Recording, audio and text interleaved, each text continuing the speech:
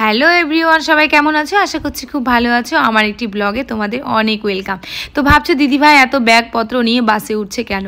হ্যাঁ ঠিকই, আমরা বাসে উঠছি কারণ আমরা 7 দিনের জন্য ট্যুরে যাব আর কি, ঘুরতে। তো সেটা হচ্ছে 7 দিন ধরে আমরা ঘুরবো এবং পুরী যাব আর কি, দীঘা যাব, বর্ধমানে তারাপীঠ মন্দির যাব, আরও কোথায় কোথায় যাব সেটাও তোমাদের সঙ্গে পাট করে তুলে ধরার চেষ্টা করব। তো সেই জন্য আমার ব্লগগুলি তোমরা দেখো।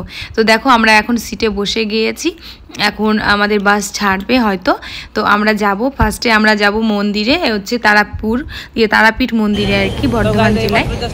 তো সেখান থেকে আমাদের জার্নিটা শুরু হবে প্রথমত মাকে দর্শন করে আর কি। তো যাই হোক, দেখো তোমাদের দাদা ভাই আর আমার ছেলে, তো আমরা সবাই মিলেই যাচ্ছি, খুব মজা হতে চলেছে। আর এখানে দেখছো পেট্রোল পাম্পে একটা ফুল গাছ ছিল খুব সুন্দর আর কি, মাধবীলতা। আমার তো ভীষণ ভালো লাগছিল, সেই জন্য আমি ক্যামেরা বন্দি করে রাখলাম। তো দেখো তোমাদেরও ভালো লাগবে। তো এখানে গাড়িতে আর কি তেল ভরা হয়ে গেল। তো এখন আমরা যাব। তো ঠিক আছে, চলো দেখতে থাকো। আমরা ফার্স্টে দেখো কোথায় যাব। এখন আমরা চলে যাব বর্ধমান জেলাতে। তো দেখতেই পাচ্ছ অনেকটা রাত হয়ে গেছে।